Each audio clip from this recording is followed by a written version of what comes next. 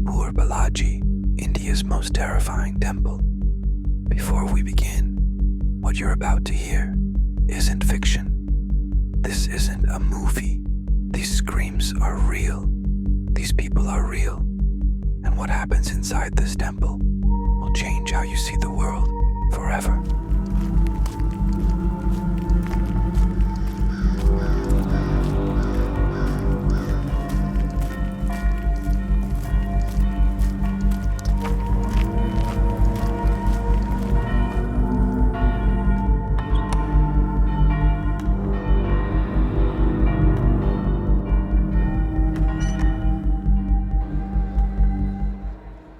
In the dusty plains of Rajasthan, hidden 200 kilometers from Delhi, stands a temple unlike any other on earth. They call it Mehandipur Balaji Temple, but locals, they call it something else. The gateway between worlds. The year was 1520. The princess in the court of Rao Ridmal couldn't speak. Doctors were baffled, healers failed, but her family knew the truth. Something else was living inside her. One night, a humble priest had a nightmare. In his dream, Lord Hanuman appeared, not as the mighty warrior, but as a child covered in shadows. The deity gave him one command: build me a temple where I can fight them. When the priest woke up, he found himself 5 kilometers from his home, standing in a dark forest.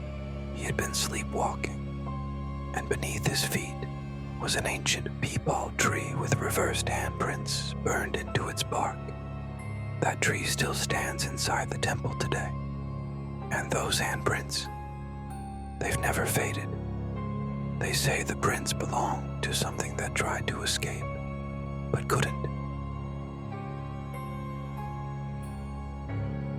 The princess was brought to this spot, and for the first time in 3 years, she screamed. Not in her own voice, but in 7 different voices, all at once. When the ritual ended, she spoke again. The princess was free, but the temple's reputation had just begun. Today, over 10,000 people visit Mehandipur Balaji every single day.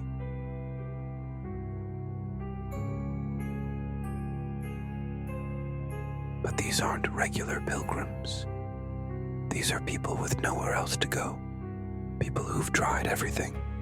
People who claim something inhuman is living inside them. The temple has 4 chambers.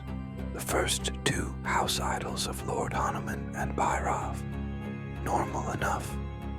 But chambers 3 and 4, that's where the real horror begins.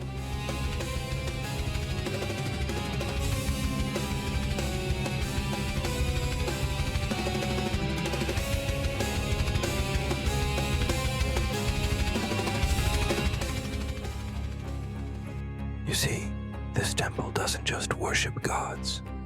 It worships something else too. His name is Pret Raj, the king of spirits. And every afternoon at 2 p.m., he holds court. A foreign journalist once visited the temple. He wrote, "I entered a hall where the air felt thick, like breathing through wet cloth. People were chained to iron railings. Some had massive rocks placed on their bodies, and they were screaming, not in pain, but in rage, like something inside them was being tortured. He lasted 10 minutes inside, then ran. He was bedridden for 3 days after.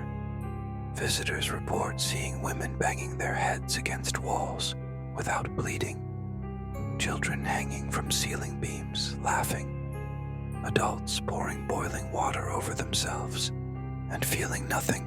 And through it all, the priests chant one word over and over: Balaji, Balaji, Balaji. The exorcism process here isn't like anything you've seen in movies. There's no holy water, no crosses, no priests in robes. This is something older, something primal. First, you're given black balls, not to eat. You circle your body with them 5 times, absorbing whatever darkness clings to you. Then, you throw them into the ceremonial fire.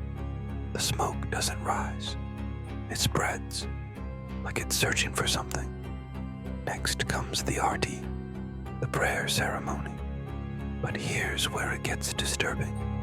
During the chanting, people start changing. Their voices drop octaves. Their eyes roll back.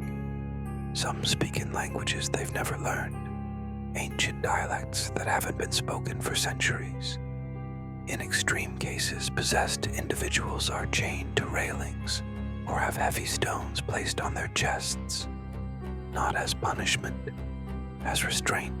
The priests say it's not the person who's violent, it's what's inside them trying to escape. They're given no food, no water, until whatever's inside lets go. One witness described a woman who screamed for 48 hours straight. When it finally ended, she opened her eyes and asked, "Where am I? What year is it?"